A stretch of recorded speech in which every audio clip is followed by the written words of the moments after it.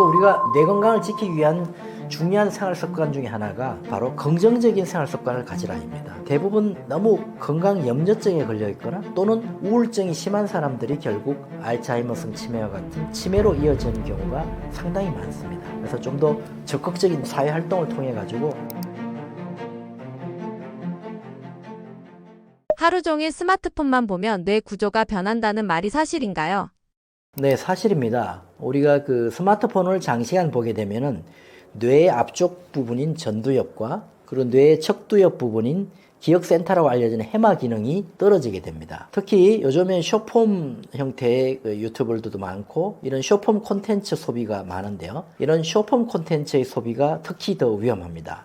왜냐하면 짧고 자극적인 정보만 반복적으로 보게 되면은 뇌는 깊이 생각하는 능력이 떨어지기 때문입니다.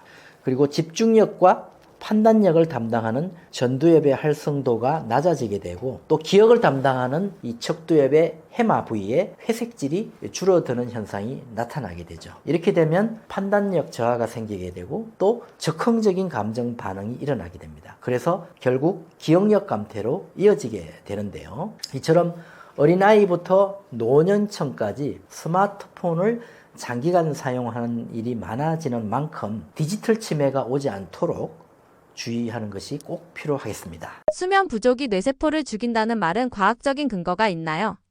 네, 분명한 근거가 있습니다. 우리가 잠은 단순히 몸을 쉬게 하는 것이 아니라 뇌를 깨끗하게 세척해주는 중요한 시간입니다. 잠을 자는 동안 뇌에서는 글림프 시스템이 활성화되어서 우리 노폐물과 독소를 배출하는데요. 이때 치매의 원인으로 알려져 있는 베타 아밀로이드와 타우 단백질과 같은 독성 단백질, 즉 치매 유발 물질이 제거되게 됩니다. 그런데 이러한 수면이 부족하게 되면은 이런 노폐물이 뇌에 쌓여서 신경세포를 손상시키고 또 뇌세포에 염증 반응을 일으키게 됩니다. 그래서 매일 한두 시간씩 부족한 수면이 누적되게 되면은 뇌는 점차 손상이 되는데요. 그래서 잠이 보약이라고 하는 말은 단순한 비유가 아니라 신경학적으로도 증명된 사실입니다. 스트레스가 쌓이면 진짜 뇌가 줄어드나요? 네, 실제로 스트레스가 쌓이게 되면 뇌의 구조가 변하게 됩니다. MRI 촬영으로 보게 되면 스트레스가 누적된 사람은 감정센터로 알려진 뇌의 편도체가 커지게 되고 또 기억센터로 알려져 있는 해마가 위축되어 보이는 경우가 많습니다. 그리고 우리가 스트레스를 받을 때 나오는 스트레스 호르몬인 콜티솔이 과도하게 분비되게 되면 기억센터인 해마의 신경세포를 직접 손상시키게 되고 또 신경이 살아나는 신경의 재생을 억제하게 됩니다. 그 결과 기억력 저하가 오게 되고 우울감이나 불안, 집중력 저하가 함께 나타나게 되죠. 특히 만성적인 스트레스는 뇌의 해백질 밀도를 감소시켜서 뇌의 물리적 퇴행으로 이어질 수 있습니다. 그래서 스트레스는 단순히 마음의 병이 아니라 뇌의 노화 촉진제라고 인식하고 스트레스의 관리에 집중하는 것이 매우 중요합니다. 하던 일만 반복하는 삶이 뇌를 가장 빨리 늙게 만드나요?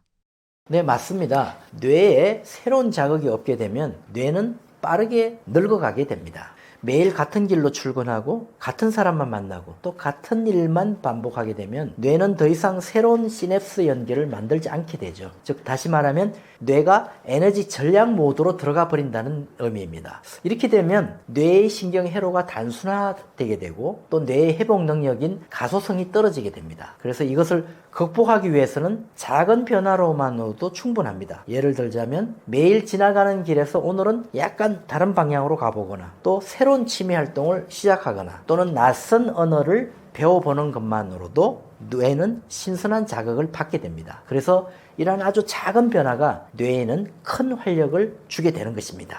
운동 부족이 우리의 생각보다 더 뇌 건강을 심각하게 무너뜨린다는데 정말인가요? 맞습니다. 그래서 우리가 생각하는 뇌보다 운동하는 뇌가 더 건강하다는 그런 말을 쓰기도 합니다. 이처럼 운동이라고 하는 것은 단순히 근육을 위한 활동이 아니라 뇌를 위한 영양 공급의 어떤 수단이라고 볼 수가 있습니다. 우리가 운동으로 움직일 때 전신의 혈류량이 증가하고 또 그 덕분에 뇌로 가는 산소와 영양 공급도 활발해지게 됩니다. 또 운동을 하게 되면은 뇌유래 신경 영양인자, 즉 BDNF라고 하는 단백질이 분비가 되는데, 이 물질은 뇌신경세포의 성장과 연결을 촉진해서 뇌를 젊게 유지시켜주는 그런 역할을 합니다. 그리고 실제 연구에서도 걷기 운동을 꾸준하게 한 노년층은 기억센터인 해마의 위축이 거의 진행되지 않았고, 또 기억력 테스트 점수도 높게 나타났습니다. 혼자 있는 시간이 길어질수록 치매 위험이 높아진다는데 뇌는 왜 외로움을 싫어하나요?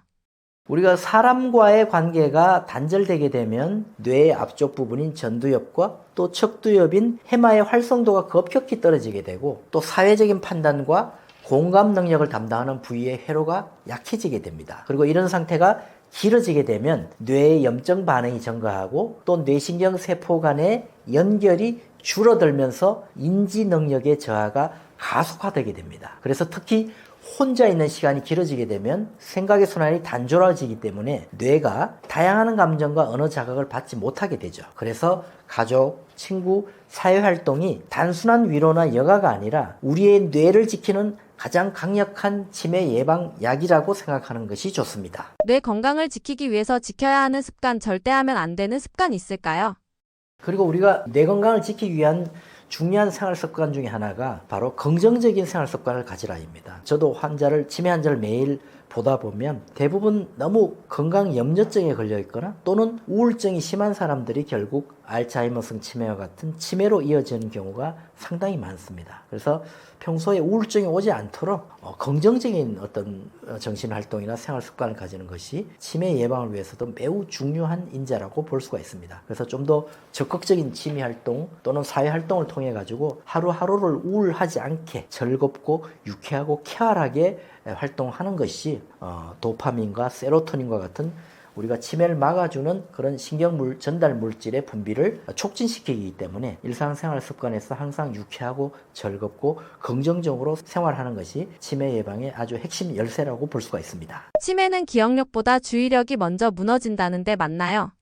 네, 모든 치매 환자에게 다 해당되는 것은 아니지만 이 치매의 초기에는 단순히 기억이 안 난다라기보다는 집중이 안 된다는 형태가 먼저 나타나는 경우가 있습니다. 우리가 주의력이라고 하는 것은 전두엽의 기능인데, 이 뇌 앞쪽인 전두엽의 부위가 약해지면 대화 도중에도 집중력이 흐트러지고 또 방금 들은 말을 기억하지 못하게 됩니다. 정보가 기억센터인 해마로 들어가기 전에 전두엽 단계에서 걸러지게 되는데요. 그래서 주의 집중력 저하 또한 치매의 초기 신호로 볼 수 있고, 또 이것을 회복시키는 과정이 치매 예방을 위해서는 매우 중요하다고 볼 수 있습니다.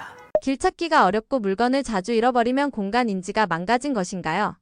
네, 맞습니다. 이런 증상은 뇌의 위쪽 부분인 두정엽과 척두엽 부분인 해마의 기능이 약해졌다는 신호로 볼 수가 있습니다. 우리가 뇌의 가장 위쪽 부분인 두정엽은 방향 감각과 공간 배치를 담당하고, 또 척두엽 쪽의 기억센터인 해마는 위치 기억을 저장하는 역할을 합니다. 그래서 이 두 부위가 약해지게 되면 길을 잃거나 방향 감각이 떨어지게 되고, 또 물건을 둔 위치를 잘 못 찾게 됩니다. 그래서 익숙한 공간에서도 자주 물건을 찾지 못한다면 이것은 단순 건망증이 아니라 공간 인지 저하로 보아야 합니다. 예를 들자면 치매 초기 환자분들이 길을 잃거나 또 방 안에서 물건을 못 찾는 이유가 바로 이런 이유 때문입니다. 멀티태스킹보다 중요한 것은 주의 전환력이라는데 어떤 의미인가요? 한 번에 여러 일을 동시에 하는 멀티태스킹은 사실 뇌에 큰 부담을 줍니다. 뇌라고 하는 것은 한 시점에 한 가지 일에만 온전히 집중할 수 있기 때문에 사실 여러 가지 일들을 번갈아 처리할 때마다 전환 비용이라는 것이 발생합니다. 주의력 전환력이라고 하는 것은 이 전환을 매끄럽게 해내는 능력인데요. 주의 전환력이 뛰어나게 되면 뇌의 유연성이 좋아지게 되고, 또 뇌의 앞쪽 부위인 전두엽의 활성화가 유지되어서 치매의 위험이 낮아지게 됩니다. 그래서 뇌 건강을 위해서는 한 가지 일에 몰입하고 또 이것이 끝나면 다른 일로 전환하는 구조가 더 바람직하다고 볼 수 있습니다. 균형형 뇌훈련이란 무엇이며 어떤 구조인가요? 네, 균형형 뇌 훈련은 기억, 언어, 공간인지, 감정조절, 주의력 등 여러 영역을 고르게 자극하는 훈련법을 말합니다. 그래서 좌우뇌의 통합훈련이 중요한데 퍼즐이나 숫자 계산은 좌뇌를, 그리고 그림 맞추기나 음악 훈련은 우뇌를 활성화시키죠. 이렇게 뇌의 다양한 영역을 함께 훈련하게 되면은 이 전두엽과 함께 두정엽 그리고 척두엽 간의 신경 연결이 강화되어서 인지력의 저하를 예방할 수 있는 좋은 효과를 거둘 수가 있습니다. 그리고 그래서 뇌의 특정 영역만 자극하는 것이 아닌 전체 뇌를 통합적으로 관리해야만 뇌 건강이 올바로 유지될 수 있습니다. 누구나 뇌의 약한 영역이 다르다는데 자가 구분법이 있나요? 네, 있습니다. 뇌는 개인별로 발달 정도가 달라서 누구나 상대적으로 약한 영역이 있게 됩니다. 간단한 테스트 방법이 있는데요. 이름이나 단어가 잘 기억 안 난다면 척두엽의 해마 기능이 약한 것이고요. 또 길 찾기나 물건 정리가 잘 되기 어렵다면 뇌 위쪽 부분인 두정엽의 공간 인지력이 약한 것이라고 판단할 수 있습니다. 그리고 평소에 감정의 기복이 심하고 또 어떤 충동 조절이 잘 안 된다면 뇌의 앞쪽 구역인 전두엽의 조절 능력이 떨어진 경우라고 볼 수 있습니다. 그래서 평소에 자신이 부족하다고 느끼는 부분을 잘 알고 있으면 그에 맞는 훈련 방향을 정해서 맞춤형 두뇌 회복이 가능합니다. 치매 진단이 두려워 병원 가는 걸 미루시는 분들을 위해서 해주고 싶은 말씀 있으신가요? 우리가 이제 그 치매 진료를 받기 위해서 병원에 가기를 두려워하는 분들이 많이 있습니다. 그랬을 때 아까 설명한 것처럼 아까 자가 구분법을 잘 활용하셔가지고 어떤 감정이나 충동 조절이 안 되고 성격의 변화가 많이 오는 이 전두엽의 이상인지 여부와 그리고 단기 기억, 특히 그 짧은 순간의 기억, 최근 일이 기억이 잘 안 나는 또는 척두엽의 문제인지, 그리고 어떤 길찾기나 공간 능력이 떨어지는 두정엽의 문제인지를 자가 구분을 잘 하셔서 어느 부위에 문제가 있는지를 잘 찾아서 해결을 해보시고 또 그것이 잘 안 되면 즉시 병원에 가서 빨리 조치를 취할수록 치매를 근본적으로 예방하는 데 도움이 되니까 꼭 실천해 보시기 바랍니다. 안녕하세요. 저는 서울한의원 대표원장 박종우입니다. 네, 저는 한의학 박사이자 의학 박사인데요.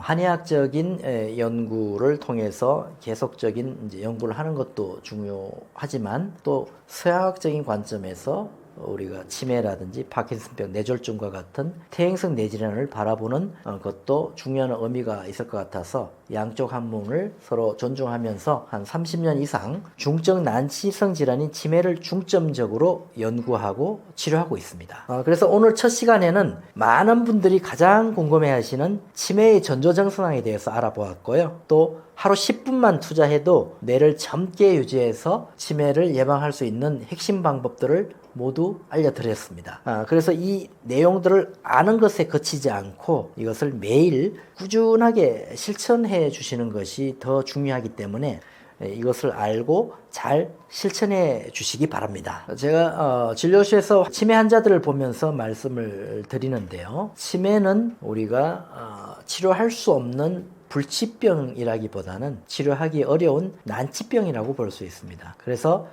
치매는 결코 치료되지 못하는 병은 아닙니다. 다만 치료하기가 무척 어려운 병이기 때문에 평소에 치매에 걸리지 않도록 예방하는 것이 가장 치매의 근본적인 치료법이라고 볼 수 있습니다. 하지만 치매에 걸려있는 환자들이라고 하더라도 우리가 환자라는 시선으로 그분들을 대하지 말고 그분들이 스스로 자가치유 능력이 향상될 수 있도록 일상생활에서 자존감을 높이면서 잘 활동할 수 있도록 도와드린다면 증상이 나빠지는 것을 억제할 수 있고 또 서서히 완화될 수도 있기 때문에 꼭 희망적인 그런 지원을 해 주시기를 바라겠습니다.